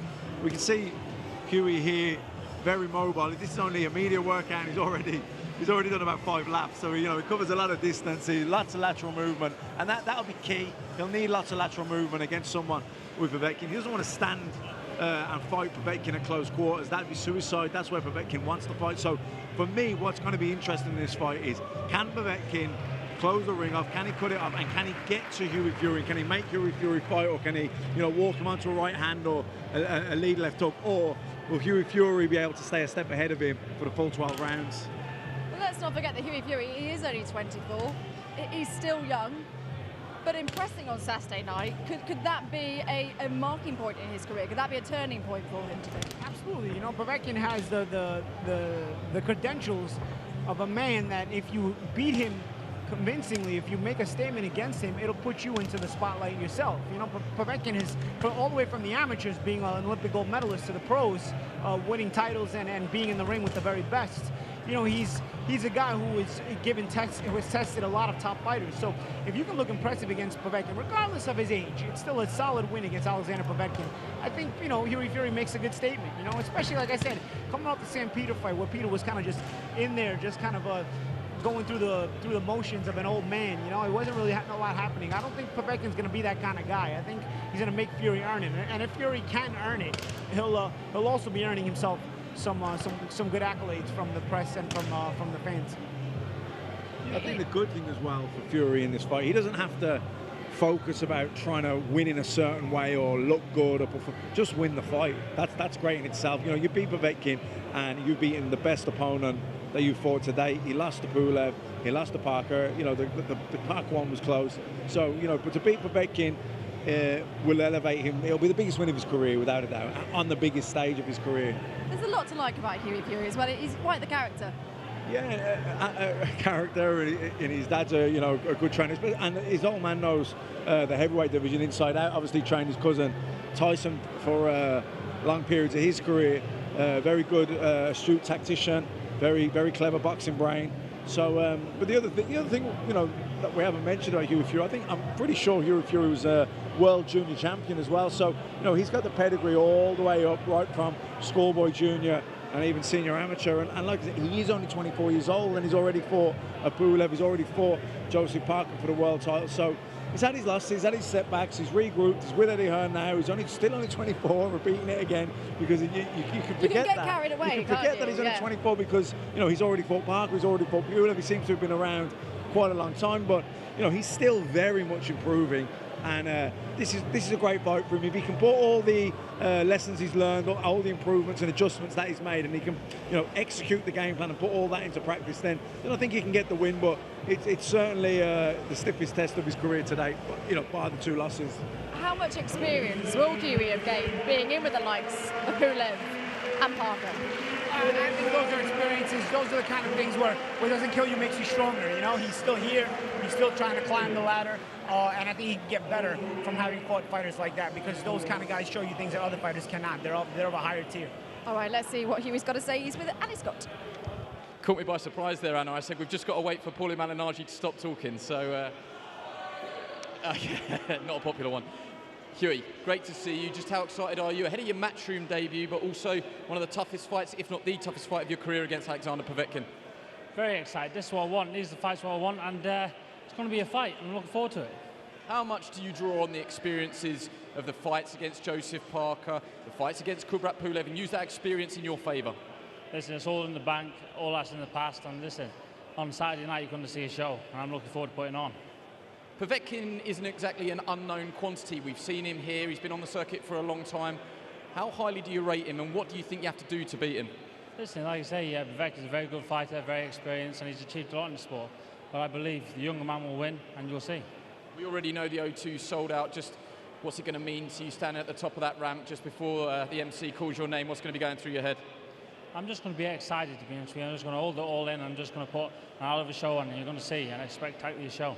Just a very quick one with your father, Peter, as well. Peter, you have seen Hughie behind closed doors. How's he looking, and is the best Hughie Fury still yet to come? Yeah, by far, he's in fabulous condition, and this is the best by far. So very happy with the camp, happy to be here, nice and relaxed, and really looking forward to this fight. Brilliant. Thanks for both talking to us, and we wish you all the best on Saturday.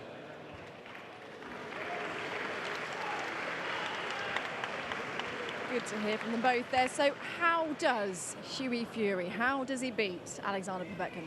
Lots of lateral movement, lots of feints, constantly changing the angle.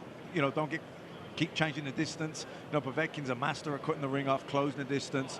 You know, he's kind of patient. Then bang, when he wants to close the distance, he closes it really quickly. So I think he's got to stay focused, got to stay really switched on, but keep changing the angle, lots of lateral movement, keep hitting him with a jab, offsetting him. You know, and just box a smart fight and stay focused for the full 12 rounds. What about you, Paulie? You know, I think that's all what Matt is saying is usually the Hughie Fury game plan. You know, he's the kind of guy who's going to naturally want to give you lateral movement and naturally want to give you those angles. I think with Povetkin, you got to do that as well. He's an old man. You want to make him pick up the old legs. But I think you also need to hit him with some good shots, because Povetkin will not be deterred just from your movement alone. You're going to have to land more than just the occasional flicking jab. You're going to have to make that jab count and land it a bit on the heavier side. Yeah, you're going to have to make it a bit on the heavier side. Again, I keep going back to the Peter fight because that was the one we just fought. It was a little bit too flicking for me if he's doing that. He's going to have to land a heavier jab and a heavy right hand here and there. while he's giving the movement, so that Povetkin is not coming in with no fear. You know, if you give Povetkin something to think about, you slow down his pressure. And if you slow down his pressure, he ends up at the mercy of your jab. If you don't slow down his pressure, it's going to make you work a lot harder because you're going to be moving all over that ring, and he's going to be pressuring you at a high volume, and you're going to tire out. So he can make this harder on himself. He can make it easier on himself. But he's got to land a good shot here and there with the movement. All right, okay, it's now time to turn our attention to our main event fighters. So let's hand you over to MC David Diamante for the introductions. Well, ladies and gentlemen, we are absolutely delighted to welcome everyone here to the famed York Hall in London, England, for the open workout for Saturday night's huge night of boxing action taking place at the O2 Arena. Now, it's all being brought to you courtesy of Eddie Hearn's Matchroom Boxing and Mr. Bob Arum's Top Rank Incorporated. All the action will be broadcast live around the world, here in the United Kingdom on Sky Sports Box Office, and in the United States on ESPN. We are sponsored by William Hill, StubHub, JD Sports, and Wow Hydrate. Ladies and gentlemen, at the top of the bill, 12 rounds of boxing scheduled for the vacant WBC, the WBA, WBO, and Ring Magazine Lightweight Championships of the world. Now making his way to the ring, please welcome from the Ukraine. He is a two-time Olympic gold medalist. He is a three-division world champion. He is widely regarded as pound for pound the best active living boxer on the planet. Please welcome the former featherweight champion of the world, the former super featherweight champion of the world, and the reigning and defending WBA, WBO, and Ring Magazine lightweight champion of the world, Vasiliy Lomachenko.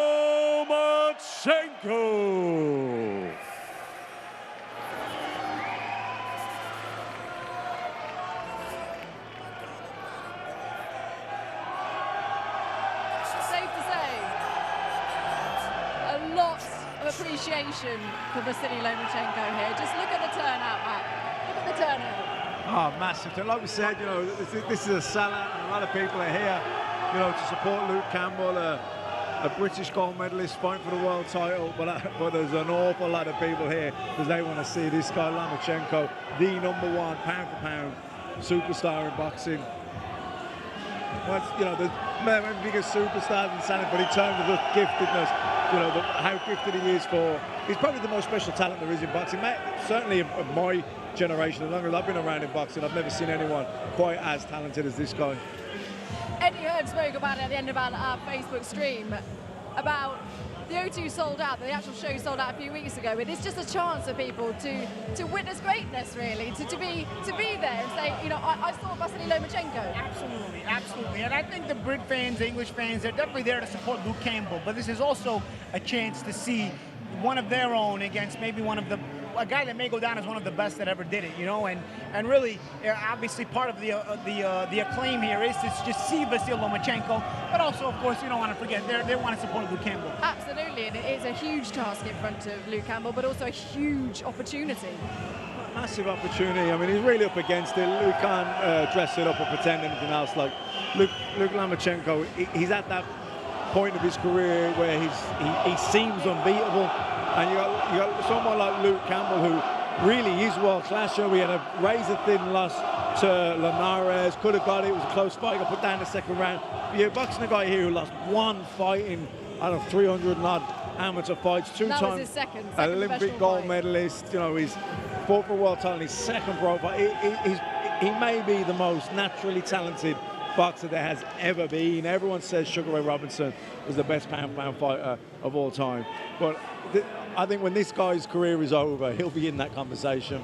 Absolutely. Let's just put it to some context, though. I mean, Vasiliy Lomachenko, 31 years old, 14 fights, but in 14 fights, he's a three-weight world champion. Yeah, I think 13 of them are in world title fights. Yeah. So, you know, it's just an outrageous record. It's just unbelievable. I mean, he looks like the Matrix in there at times. His movement. Well, that's one of his names, isn't it? The movement is just unreal. You know, his feet, his agility. He's like an acrobat. You've seen him doing the handstands across the ring.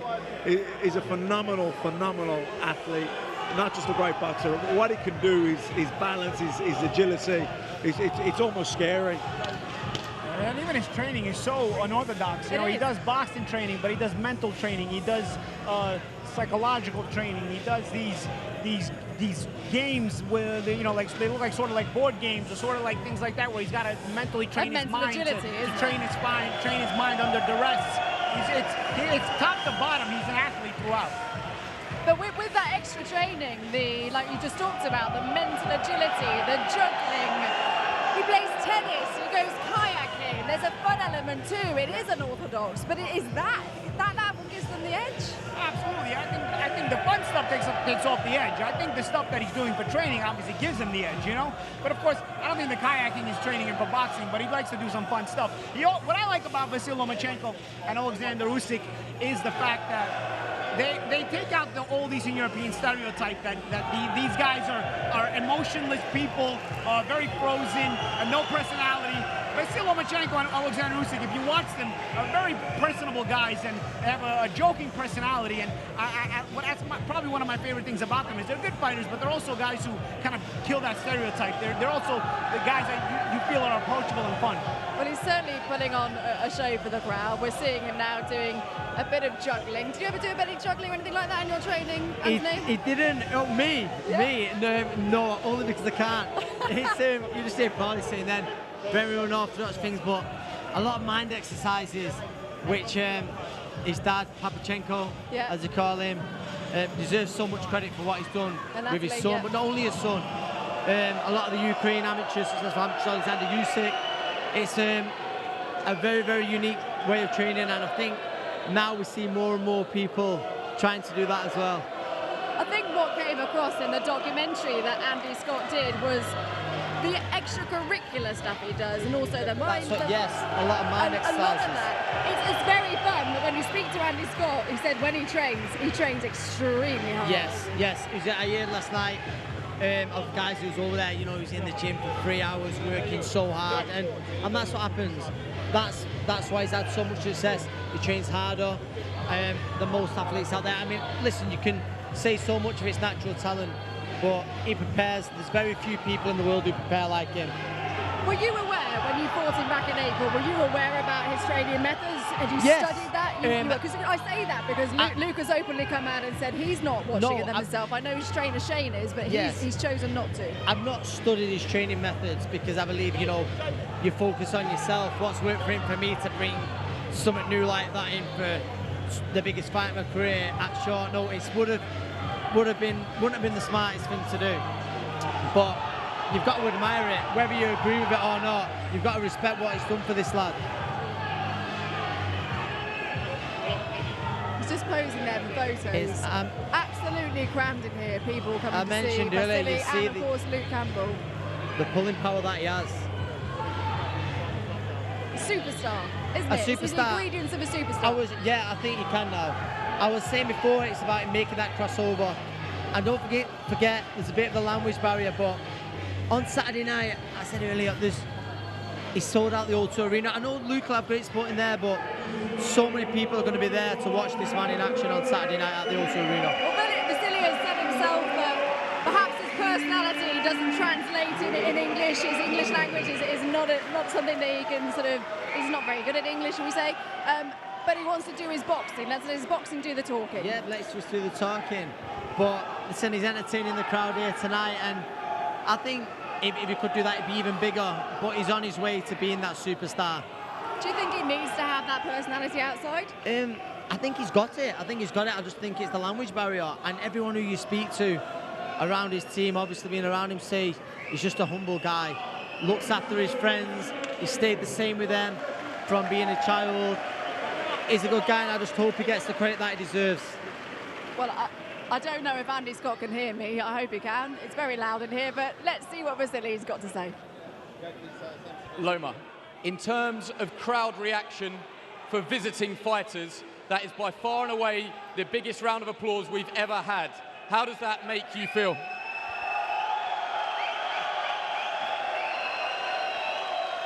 Thank you, guys. Thank you. I can't believe. Thank you. It's a pleasure for me. Thank you.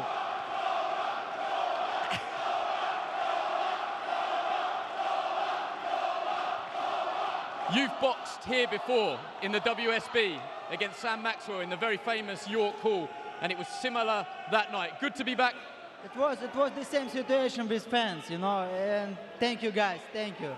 We know that you love London, you won your second Olympic medal here. How are you finding it so far? You only arrived at the start of the week. How is London, how is the UK? This time I don't have a time because Lara meet,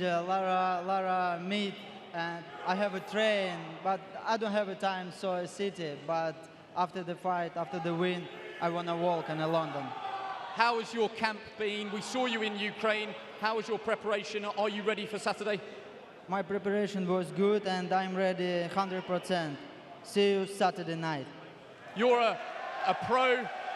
Now I'm not going to call you a veteran, you're only 31, but you've had so many fights. Will there be any nerves at all? Do you still feel nerves? Of course, I nerves a little bit, but it's good for men. It's good for human. Human. It's good for human. I know you don't like to give predictions, but will you give a prediction ahead of Saturday? Yeah, I give you a prediction. You saw a very good, interesting fight. Okay, thanks. Egis, don't go anywhere. Egis, you've been here a lot with different fighters. You've got a vast stable. This is incredible, isn't it, this reaction for Vasiliy? It's unbelievable. Thank you, UK. Brilliant, okay. Thank you very much, thank you. A fabulous reception there for Vasiliy Lomachenko, and rightly so. A lot of love here at York Hall in Bethnal Green for him. Right, okay, we're going to take a break now, but coming up after the break, we shall see Vasiliy Lomachenko's opponent and fellow Olympic gold medalist, Luke Campbell, take to the ring.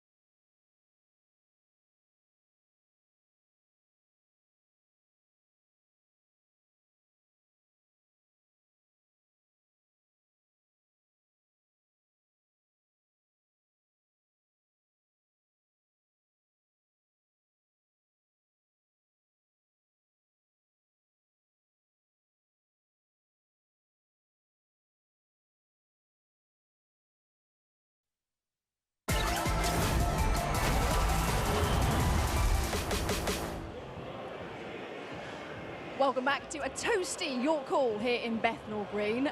Eddie Hearn's popped in alongside Anthony Crolla. We've just seen Vasiliy Lomachenko take to the ring. First of all, what a reception. Anthony, you just said to me, you don't think he was expecting that kind of reception. What do you think? We're in Kiev or Bethnal Green at the minute, to be honest with you. I was saying his manager this morning, he just said to me, oh, we hear there's going to be a great crowd there Saturday. They really didn't expect it. Or coming Here he up. is. Come in. They meet again.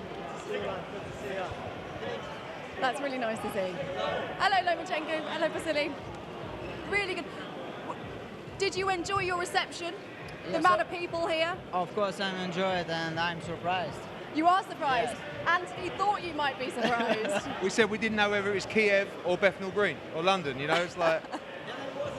Then I was in 2013 in the WSB Series in this place. Sorry, but it was the same situation with the fans. It's not changed much. Just more people, probably. Yeah. Good to see you. Best of luck on Saturday night. Thank you. How's that feeling? It's a little bit nicer being on this side of the road next to him than in there. Do you know, I said to him just before we went on air, I went, is he really that much of a nightmare to box? And he went, you know. So listen, this is what you're up against.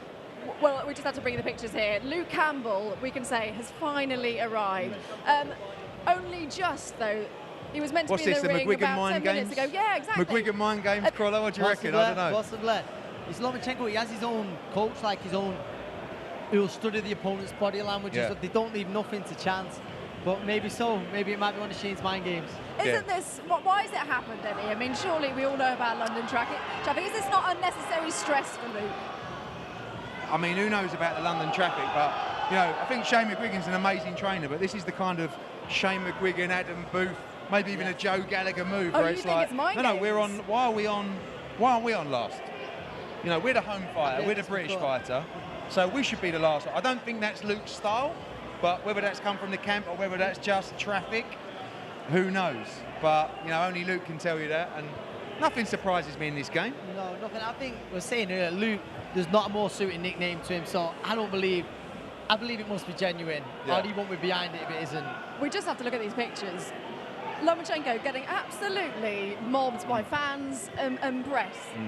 It's brilliant to see. It is brilliant to see, and, you know, although he's fighting a Brit on Saturday night, there's going to be a big portion of the audience, and the live crowd, who are from Ukraine, but there will also be a lot of Brits in there, like it or not, who will be in awe of this man. He's a pound-for-pound legend. He's a guy that the whole of the boxing community regard as the greatest of our generation. How much of a mental challenge do you think it is for Luke on Saturday as well as a physical?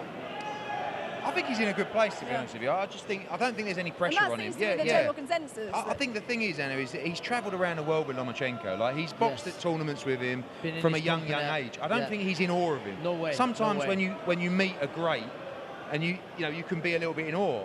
He respects him. He knows how good he is, but he's not looking at Lomachenko going, oh my God, there's Lomachenko over there. He's known him for years. He does. Same Olympics together. Exactly. They've They're been both one goal, the national circuit. He's been in his company so many times, and I think, like you say, his mindset is he's in a brilliant place. All right, okay, let's see Luke Campbell then and hand you back to MC David Amonte for all the introductions.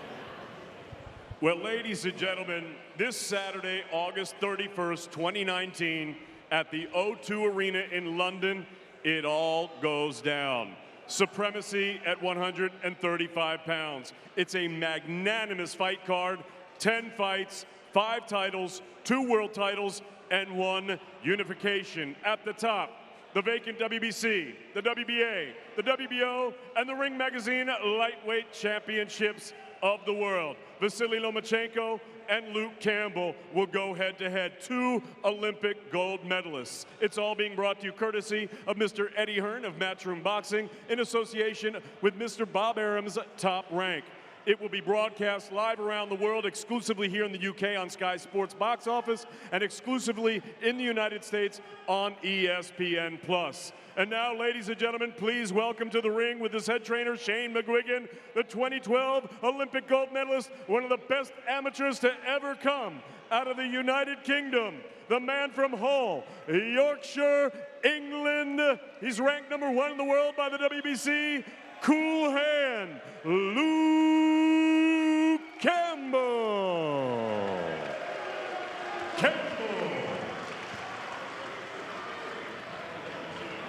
A great reception for Vasiliy Lomachenko, and also a brilliant reception here for Luke Campbell as well. And rightly so, finally he's here after being stuck in traffic. The extra stress that I'm sure you don't need. Although Eddie and Nancy aren't sure that it's not all part of the plan. You know what? Luke, he just seems to take this pressure really easy. He's taking everything in his stride, and it's either a good sign or a bad sign. He's thinking, I'll go in there and give my all no matter what. And it's just, he takes everything in his stride. I like his attitude. He's very mature. Yeah. He's 31 years old, and now all of a sudden at 31, I think he's found his place. I think this is his chance to shine. He believes that himself. He believes now is the time. Yeah, I think Luke's in the form of his career. Reversed the loss to Mendes, tick that box. He's got a great relationship with Shane. He puts full trust in Shane. He's in a great place, and I believe genuinely in there he's going in there to shock the world like most fighters will, but he really believes he'll do it as well on time. He believes it's his destiny to be a world champion. So how does he be? How can he be? Can he be Lomachenko? How can he? Listen, he's got a very, very tough job. Me, I can't offer too much advice because I had very little success, but me and Luke are very different. I believe Luke is a much more, he's got the better tools Can to I have ask you success. something? When you got in with Amo, did you really believe 1,000%? Genuinely. I'll beat this guy tonight. Without a doubt, because you get yourself in that mindset. You're training so hard, you're in the shape of your life. I genuinely believed it, and now I don't know. Do you know, people say, was it delusion or not? But that's what I believe a fighter's got to go in there for. Do you think he's got that mindset? I definitely believe he's got the mindset that he's going to go in there and he's going to shock the world on Saturday night. Going out there and doing it is a whole different story, but I genuinely believe he believes he goes in there Saturday night. So what was the biggest shock for you against Lomachenko? Out of all of it, what was the biggest thing that made you think, wow, where's that come from? The way he judges distance. And it wasn't just one thing, just how hard he was to it. He takes all about it. But can you do it with somebody as tall and as rangy as Luke? Well, that's the question. You ask 9 out of 10 fighters, they both have the reach advantage over their opponent. However, Lomachenko's feet are that good. Does he turn that into an advantage, into a disadvantage? Do you know where I'm coming from? And of course, he's up against another southpaw. Yeah, a tall, awkward, rangy southpaw. And southpaws and southpaws don't. It's awkward. Yes, it's it can clash, and that might work. That might work for Luke. Okay, let's hear from Luke Campbell then with Andy Scott. See what he's going to say. Oh, he's just going to pose for a photo very quickly. There we go. He's gone. It's all been a bit of a rush for him, but let's hear what he's got to say with Andy. Luke, everybody was saying it was mind games, McGuigan, mind game tactics. It's London traffic, isn't it? That's what it is. I think it was London traffic. we wasn't intending to be late. You know, we wanted to be here on time, but just stuck in traffic. Yeah, well, that's the problem with London.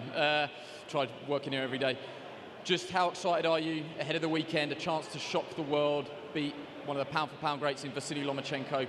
What are you feeling at the moment? What will you feel on Saturday night? Yeah, I'm feeling great at the minute, and like you say, it's a fantastic opportunity for me. I've got the best team around me, and we're all confident. You won't want to say how, but I've got to ask you, how do you do it? Doesn't matter how I do it, I get the win. Perfect. You just got a final message for everyone that came out tonight? Yeah, no, thanks for coming. Sorry I was late, and I'm excited to see you all on Saturday. Wish you all the best. Great tip from Luke there. Well, don't forget, if you haven't got a ticket, there is only one place to watch it. A huge night of boxing coming away from the O2 Arena. Arguably the best fighter on the planet. Vasiliy Lomachenko hits the capital, while Holds Golden Boy Luke Campbell believes he has what it takes to shock the world. There's a packed undercard as well before our top bill, with coverage getting underway from 6 p.m. on Saturday evening, August the 31st, on Sky Sports Box Office. Sky customers should go to channel 491 or Box Office to book this event. For more information on all the ways to watch, go to skysports.com/Loma Campbell. Virgin Media and TalkTalk customers, please contact your operators. Easy for you to say. Huh? Easy for you to say. Easy for me to say, indeed. This is a fight that you just don't want to miss, though. You don't want to miss. It's a sellout at the O2 Saturday night. You've got two guys at similar age, similar professional records, but both tell so many different stories. For Luke Campbell, it could be a dream come true. He could be Roy of the Rovers. It could be that guy, that kid from Hull, to do what he's done, to beat such an outstanding fighter that's revered by every other fighter, and an outstanding fighter in Lomachenko. Great opportunity, and I think he goes in there and gives it his all. Okay, it is a big ask, but one you do not want to miss, and we shall see if she do it on Saturday night. Right, that is it from us. Thank you very much, chaps. Don't forget, join us tomorrow for the press conference. Keep across that on Sky Sports News and across our media channels, but join us on Friday, 1 o'clock, Sky Sports Action, Main Event, Arena, and Sky Sports Mix. We shall see you then.